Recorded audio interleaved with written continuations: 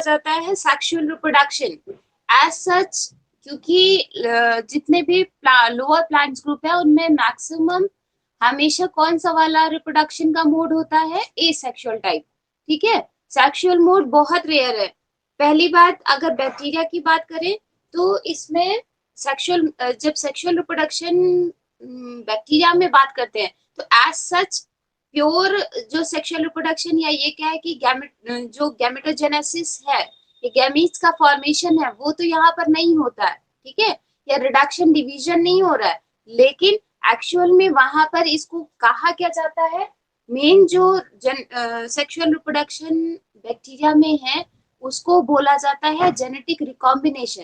क्योंकि sexual reproduction asexual से फर्क किस बात में है, हमेशा जब भी एसेक्सुअल रिप्रोडक्शन होता था तो उसमें वेरिएशंस होने के कम चांसेस रहते हैं, या ये कहें कि जैसी पेरेंटल सेल थी वो वैसी ही जो मतलब कि ऑफ स्प्रिंग की सेल्स बनती है, डॉटर सेल्स बनती है, वो बन जाती हैं। ठीक है, लेकिन सेक्सुअल रिप्रोडक्शन में क्या होता है कि उनमें फर्क होने के चांसेस हो सकते हैं, या ये कहें कि जो जेनेटिक मेकअप है वो मे भी चेंज हो सकता है। या सिंपल कहें तो गैमीट का जब फ्यूजन होता है तो this is the sexual reproduction. ठीक है, और जब भी गैमीट्स का फॉर्मेशन होगा और उसमें मियोसिस होगी। ठीक, एज सच मियोसिस वाला प्रोसेस या ये कहे कि गैमीट का फॉर्मेशन तो बैक्टीरिया में नहीं है, लेकिन एक दूसरे तरीके का नेचर ने यूज किया हुआ है जिसको टर्म दिया गया जेनेटिक रिकॉम्बिनेशन का। जेनेटिक रिकॉम्बिनेशन बेसिकली इंडिकेट क्या करता है, जब कभी बैक्टीरियल सेल अपने जेनेटिक मटेरियल का एक्सचेंज करती है किसी दूसरी बैक्टीरियल सेल से, तो वो कहलाता है जेनेटिक रिकॉम्बिनेशन। ठीक है, अगर आपसे ये क्वेश्चन में आए तब तो आप बताओगे ही, और उसके क्या है कि बेसिकली 3 मोड होते हैं। ठीक है, 3 वेज के थ्रू ये हो सकता है, transformation, transduction and the last one is the conjugation. ठीक है, अगर ये पूछा जाए तो भी आपको जेनेटिक रिकॉम्बिनेशन देना है, अगर सेक्सुअल रिप्रोडक्शन इन बैक्टीरिया पूछा जाए तो भी आपको यही देना है। ठीक है, यानी कि एक सिंपल एक लाइन में अगर डेफिनेशन कहेंगे कि what is the genetic recombination, simple है कि ऑफ स्प्रिंग्स या डॉटर सेल्स में न्यू एलिलिक कॉम्बिनेशंस का फॉर्मेशन होना। ठीक है, यहाँ पे देख सकते हो मैंने लिखा भी हुआ है कि न्यू एलील का फॉर्मेशन। न्यू एलील का फॉर्मेशन, पहले आप ये समझो कि व्हाट इज द एलील, पहले सुना हुआ है एलील का नाम, what is the allele, alleles क्या होते हैं, कोई जानते हैं, बता सकते हैं? Paired alternative genes, alternative forms of genes कहें, है ना। एग्जाम्पल अगर देना चाहोगे तो किसका दोगे आकांक्षा? ये तो हाँ, टॉल टॉल और डॉफ पे कहोगे तो फिर टॉल में किससे रिप्रेजेंट करते हैं, कैपिटल टी से, है ना। हाँ, और जबकि दूसरे चीज यानी कि जो डॉफ का है उसको स्मॉल टी से, है ना। ऑफ कर लीजिए, ठीक बताया, जिन्होंने भी बताया वो ठीक बताया, अनुभा या अंकिता, शायद मैंने किसी का देखा था उन्होंने बताया ना, अंशिका, जिन्होंने भी।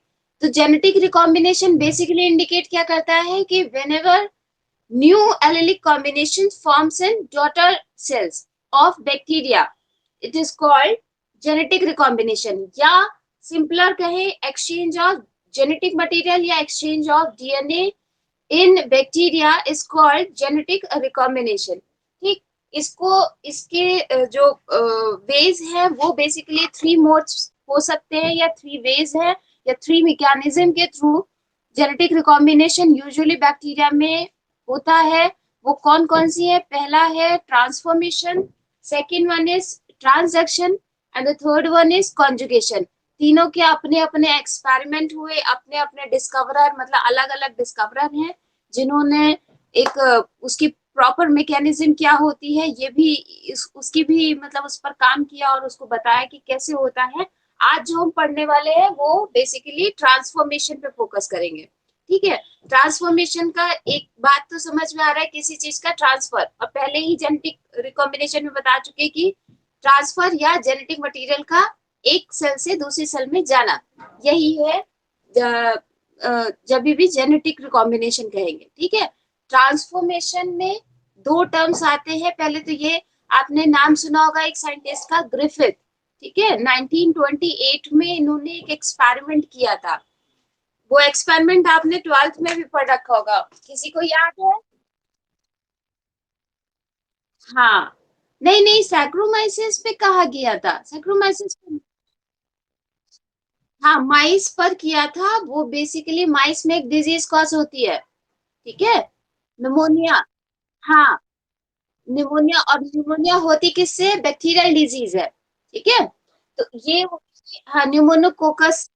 न्यूमोनोकोकस एक बैक्टीरिया है जिसके जिसकी वजह से ये जो निमोनिया थी वो माइस में हो जाती थी। माइस को लेने का मतलब मकसद उनका यही था कि वो मैमल्स पर अपना एक्सपेरिमेंट करना चाह रहे थे, ठीक है। वो मैमल्स की वजह से उन्होंने एज अ रिप्रेजेंटेटिव कह सकते हैं, जो जिस पे एक्सपेरिमेंट करना था वो उन्होंने माइस को सिलेक्ट किया था। होता क्या था कि इस तरह के बैक्टीरिया दो तरह की कॉलोनी फॉर्म करते थे। कौन सी दो कॉलोनी फॉर्म करने का अल्टीमेटली यही मतलब है कि ये बैक्टीरिया, जो भी बैक्टीरिया का ये जो जेनरा था या जो स्ट्रेन था, वो दो फॉर्म्स में मतलब मौजूद था। एक कहलाता था एस स्ट्रेन, दूसरा कहलाता था R strain. S for smooth, are for rough. ये स्मूथ और रफ इस कंसेप्ट पर, इस बेसिस पर दिया गया था जब भी इनको कल्चर कराते थे, ठीक है। तो एक तरह का स्ट्रेन, बैक्टीरियल स्ट्रेन ऐसा था जो स्मूथ कॉलोनी फॉर्म करता था, जबकि दूसरे तरह का एक स्ट्रेन था सेम बैक्टीरिया का जो कि रफ कॉलोनी फॉर्म कर रहा था। इसी वजह से इसे एस स्ट्रेन और आर स्ट्रेन कहा गया। आपको क्या याद रखना है? आपको ये याद रखना है कि कौन सा वाला वायरुलेंट है। दैट मीन्स किसको इंजेक्ट कराने पर, माइस में जब भी इंजेक्ट कराते थे तो वो डिजीज कॉज करता था। Which one is? वो था S strain. S strain virulent था, जबकि आर स्ट्रेन एविरुलेंट था, ठीक है। तो इन्होंने एक्सपेरिमेंट कैसे किया कि सबसे पहले एस स्ट्रेन को माइस में इंजेक्ट कराया। तब इन्होंने देखा जितनी भी माइस थे उसमें डिजीज कॉज हो रही थी, सिम्टम्स दिखाई पड़ रहे थे, और एक सर्टेन टाइम पीरियड के बाद वो सारी के सारे माइस डेड हो गए, ठीक है।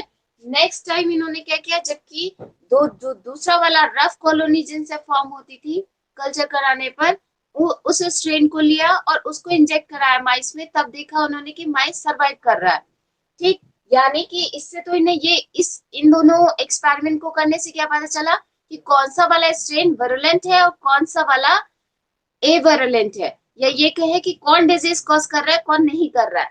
अगेन इन्होंने, क्योंकि सारे के सारे बैक्टीरिया हीट सेंसिटिव होते हैं, तो इन्होंने क्या किया कि जो एस स्ट्रेन था, यानी कि जो डिजीज कॉज कर रहा था, उसको हीट किल कर दिया, ठीक है। पूरी तरह से उसकी इन्फेक्टिविटी को खत्म कर दिया, समाप्त कर दिया।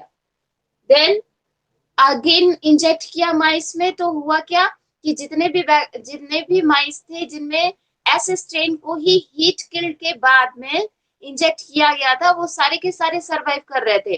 दैट मीन्स कि उनकी इन्फेक्टिविटी समाप्त हो चुकी थी। ये इस एक्सपेरिमेंट से पता चला। अगेन उन्होंने क्या किया कि यही जो एस स्ट्रेन था एंड आर स्ट्रेन था, ये जो हीट किल्ड वाला था, वो वाला सैंपल लिया और आर स्ट्रेन की बैक्टीरिया का सैंपल लिया, दोनों की मिक्सिंग करा करके देन एक माइस में इंजेक्ट कराया। तब उन्होंने देखा कि एक सर्टेन टाइम पीरियड के बाद अगेन उनमें डिजीज के सिम्टम्स भी आ रहे हैं, और सिम्टम्स के साथ में कुछ समय बाद वो उनकी डेथ हो जा रही है माइस की। तो फाइनली इन चारों एक्सपेरिमेंट का कंक्लूजन क्या निकाला कि एस स्ट्रेन से कुछ ना कुछ ऐसा कोई ना कोई मॉलिक्यूल है या कोई ऐसी चीज ट्रांसफर हुई है जिन्होंने, या ये कहे कि कोई ऐसा पार्ट का एक्सचेंज हुआ है जिसकी वजह से जो आर स्ट्रेन था वो अब किस में कन्वर्ट हो चुका है?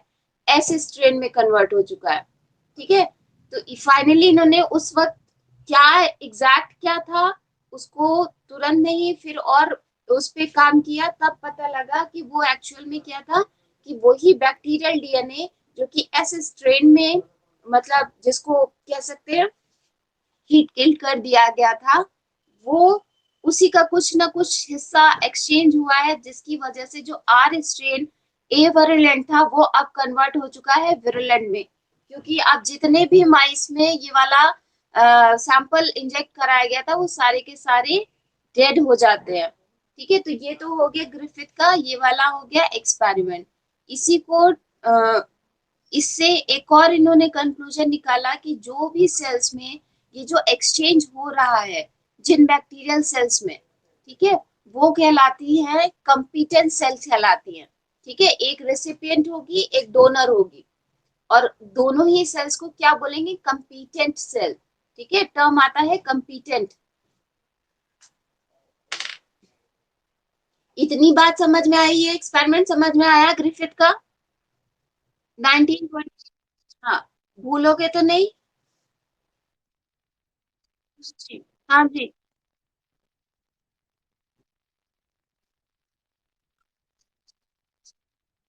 कोई नहीं, वो मैं कर रही हूँ। ठीक है, वो मिल जाएगा आपको। ये है, एक दो दिन लग सकता है पर मिल जाएगा। लास्ट में लेंगे क्वेश्चन, ठीक है, अभी भी जिनका रह जा रहा है फिर मैं लास्ट में ले लूंगी अगर कोई प्रॉब्लम है। मैकेनिज्म सुन लीजिए। ठीक है, तो ये तो बात होगी एक्सपेरिमेंट की। हाँ जी अंकिता।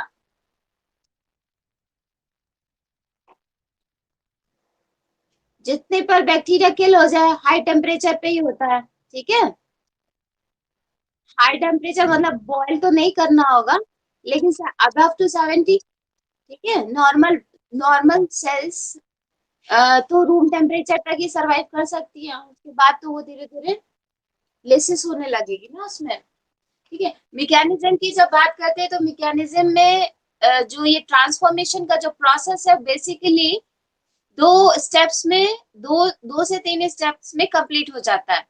ठीक है, फर्स्ट जो स्टेप है वो होता है Uptake of DNA, and second one is Uptake होने के बाद में जब एंट्री होती है उसके बाद कुछ और चेंजेस जिस होस्ट बैक्टीरियल सेल में इस डीएनए की एंट्री हो रही है वहां पर कुछ चेंजेस होते हैं, इंटीग्रेशन होता है, and again normal bacterial cell जैसे सेल डिवाइड करती है, नॉर्मल बैक्टीरियल सेल वैसे डिवाइड हो करके यही जो डीएनए का जो जेनेटिक मटेरियल एक्सचेंज हुआ था या जिसका ट्रांसफर हुआ था वो वापस रेप्लिकेट करने लगता है और नंबर ऑफ कॉपीज तैयार हो जाती है। कैसे होता है, शुरुआत करते हैं अपटेक ऑफ डीएनए से। ठीक है, नॉर्मल जो मान लीजिए कोई भी एक बैक्टीरियल सेल है। ठीक है, ये वाला जो ब्लैक वाले से शो कर रहा है ये भी एक बैक्टीरियल डीएनए ही है। ठीक, जब कभी कंडीशंस ऐसी आएंगी कि ट्रांसफॉर्मेशन होना है, इसका प्रोसेस होना रहता है, तो जो डोनर डीएनए है उसी को जिस जिस बैक्टीरियल सेल से आ रहा है उसको बोलते हैं, उस उसके डीएनए को बोलते हैं डोनर डीएनए।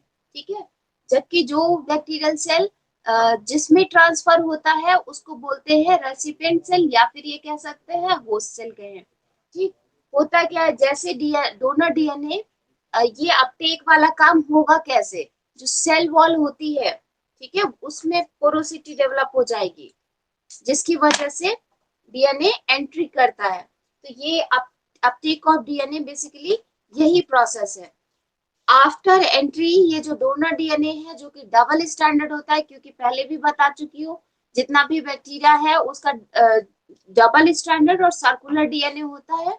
जो भी फ्रेगमेंट यहाँ पे डोनर डीएनए जो इंडिकेट कर रहा है, जो भी फ्रेगमेंट डीएनए का था जैसे ही एंट्री करता है होस्ट सेल में या होस्ट बैक्टीरियल सेल में, वहां पर एंट्री करने के बाद में केवल एक स्ट्रैंड डिग्रेडेट हो जाता है, जबकि एक स्ट्रैंड वापस एज सच रहता है, इंटैक्ट रहता है। ठीक है, जो दूसरा डिग्रेडेट मतलब जो rest of the double standard था पहले उनकी डीनेचुरेशन होगा, तो एक तो इंटैक्ट रहेगा, सेकेंड वाला डिग्रेडेट हो जाता है। जो इंटैक्ट रहता है वो आकर के जो होस्ट वाला बैक्टीरियल डीएनए है उससे जाके इंटीग्रेट कर जाता है, और जैसे जैसे यही bacterial cell parent as act करती है पेरेंटल सेल और बाद में सेल डिवाइड करेगी, तो जैसे क्योंकि इंटीग्रेट हो चुका है तो होगा क्या कि जब जब बाइनरी फिशन होगा तो इसका न्यूक्लियर जो न्यूक्लियस है ये न्यूक्लियोइड है वो भी तो डिवाइड होगा साथ साथ में। उसकी डिवीजन के साथ साथ में होता क्या है, जितनी भी इससे डॉटर सेल्स फॉर्म होती रहती हैं उन सभी में यही बैक्टीरियल डीएनए साथ साथ में रेप्लिकेट, ये जो डोनर डीएनए था वो रेप्लिकेट करता रहता है और नंबर ऑफ कॉपीज तैयार हो जाती है और वो हर बैक्टीरियल सेल में जाती रहती है, एक जनरेशन से दूसरे जनरेशन में पहुंचती रहती है, क्योंकि सेम सीक्वेंसिंग होगी, वही रेप्लिकेशन मशीनरी यूज करके वो कॉम्प्लीमेंट्री डीएनए बनाते रहेगा। ठीक है, तो ये प्रोसेस होता है, यही कहलाता है entry and integration of DNA. इसी मैकेनिज्म के थ्रू ट्रांसफॉर्मेशन होता है। आपसे पूछा जाए तो केवल इतना ग्रिफिथ का एक्सपेरिमेंट तैयार रखिएगा, एक मैकेनिज्म कैसे होती है उसके लिए याद रख लेना। ठीक, कि एक जैसे एंट्री करता है तो एक स्ट्रैंड डिग्रेडेड हो जाएगा, दूसरा वाला इंटीग्रेट हो जाता है, और इंटीग्रेशन के साथ में जैसे जैसे बाइनरी फिशन के थ्रू सेल डिवाइड करती है, वैसे ही इसकी जो इंटीग्रेटेड डीएनए था उसका भी नंबर ऑफ कॉपीज तैयार होती रहती है, वो एक बैक्टीरियल सेल से एक जनरेशन से दूसरी जनरेशन में ट्रांसफर होती रहती है। यही प्रोसेस कहलाता है ट्रांसफॉर्मेशन। ठीक है, आप बताओ इसमें से कोई चीज किसी को ना समझ में आई हो तो पूछ लो। वैसे ऐसा कुछ भी नहीं है कि जो ना समझ में आया हो, बहुत सिंपल लैंग्वेज में बताने की कोशिश की है। किसी को कोई इसमें कंफ्यूजन है ना? हाँ जी। हाँ।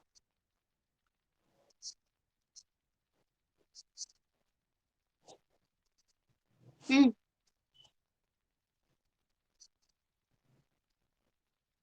हम्म।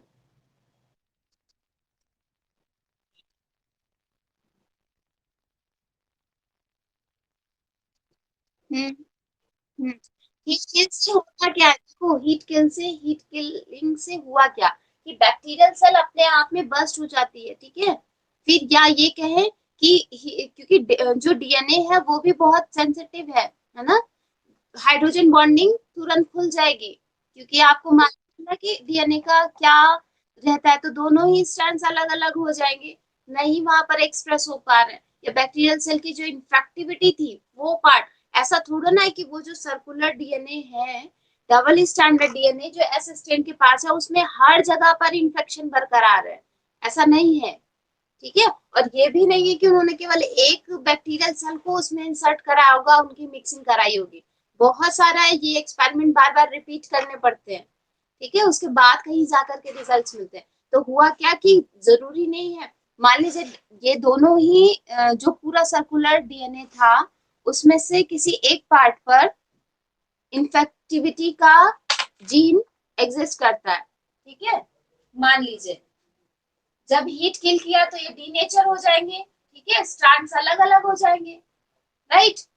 अभी और क्योंकि बैक्टीरियल सेल काम ही नहीं कर रही है, हीट सेंसिटिव, उसको काम कर मतलब कि उसकी कैप्सूल भी पूरी तरह से सेल वॉल डिग्रेडेट हो चुकी है या कुछ ऐसा हो गया जिसकी वजह से उसने डिजीज नहीं कॉज कर पाए, क्योंकि कभी भी जब भी डिजीज कॉज करना होता है तो फर्स्ट इंटरेक्शन कैसे होता है, वो सेल वॉल के थ्रू होता है। ठीक है, तो अभी यहाँ पर ये जो डीएनए है वो क्या है, केवल केमिकल ही तो है। ठीक है, किसका, न्यूक्लियोटाइड का बना हुआ है। न्यूक्लियोटाइड में फॉस्फोड मतलब कि जो फॉस्फेट बैकबोन होती है, सॉरी, नाइट्रोजनस बेस और जो शुगर फॉस्फेट बैकबोन होती है वही तो है केमिकल कंपोजिशन में।